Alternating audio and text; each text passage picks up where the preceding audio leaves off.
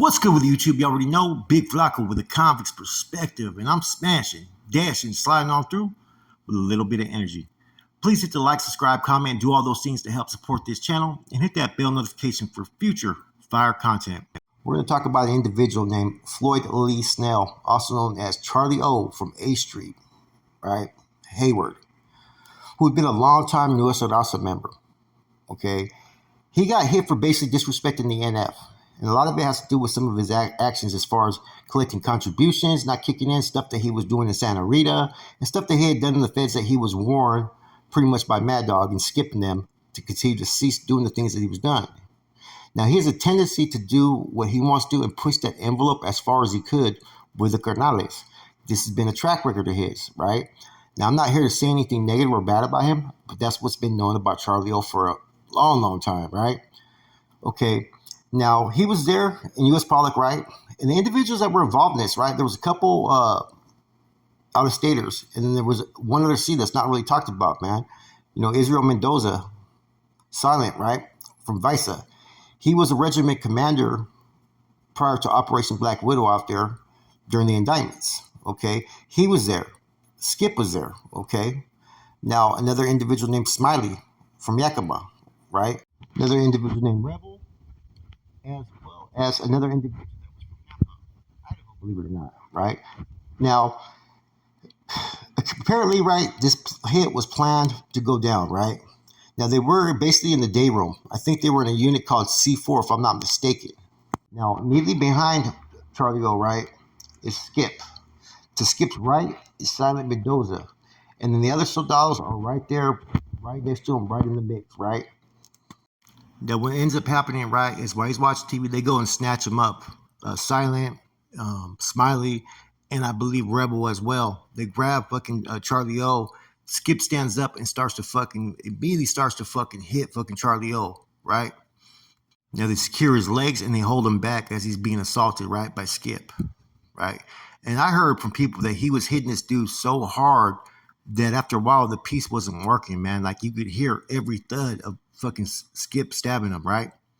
Now, as you know, there was one other C that was there, and there was three other Norteños there. You know, Smiley, fucking the homeboy Salinas from Napa, Idaho, and the individual Rebel, right? But Skip elected to do this hit to show these youngsters what time it was, right? Now, eventually, they all fall to the floor, and they're holding on to him. Now, as all this is going on, they have him on the floor, right? The other inmates that are there, you know what I'm saying, the homeboy from Napa, and I think the homeboy Smiley as well, starts to kick him in the head. Eventually, Silencio, right, Silent, from Visa gets up as well and kicks him in the head. And the other inmates start to leave the unit, right? Skip decides to get up, right? Skip does a motion to where he grabs a knife and he has it over his hands, and he has a knife with both hands, and he tries to plunge the fucking knife into Charlie O, but the knife was pretty much fucking broken.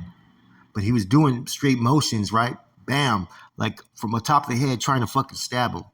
Skip gets up, starts to circle around fucking Charlie O, and then starts to proceed to stab him in the back as well.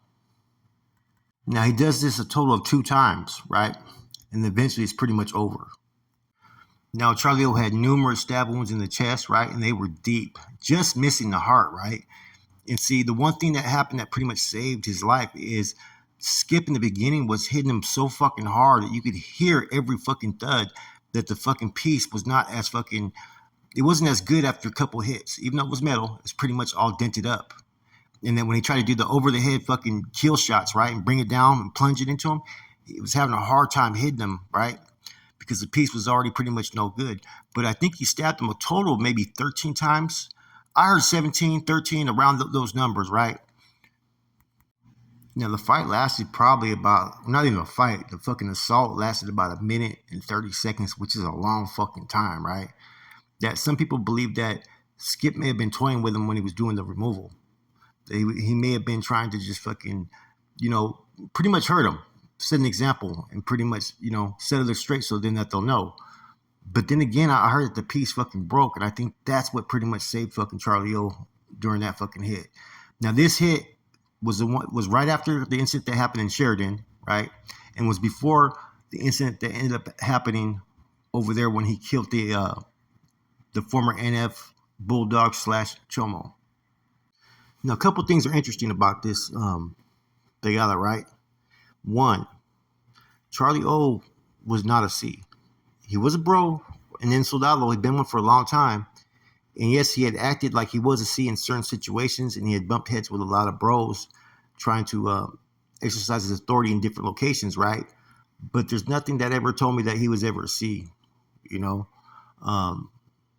The other thing that stands out is you had other individuals, Norteños. You had 2 from Washington, 1 from Napa that partook in this hit, but you also had another carnal, a cat too, who could have easily been the one that had to fucking do the pegada, but Skip elected to do it himself. And that's because Skip likes to lead by example.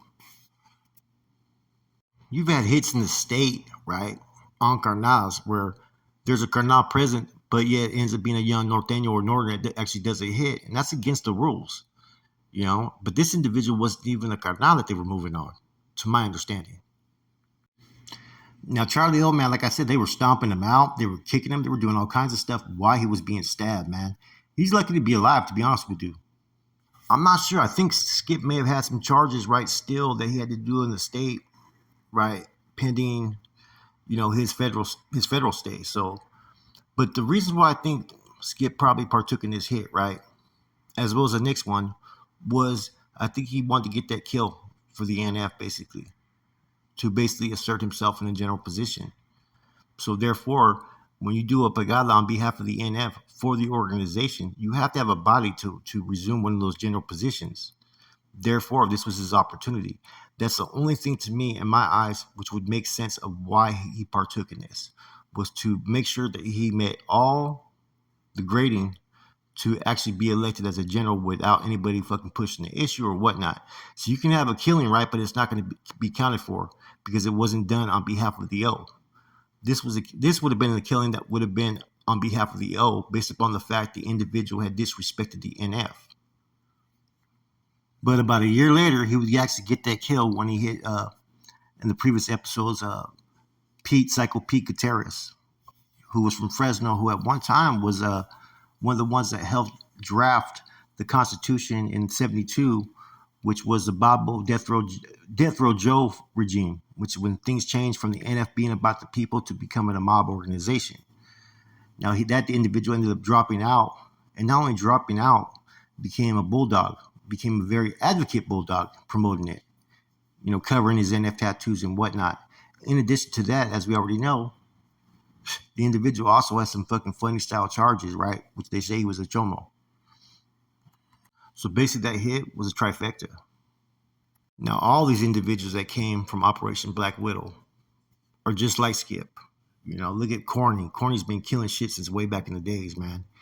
You know, he was a youngster killing shit for the NF. You know, look at Tex, the stuff that he did, you know.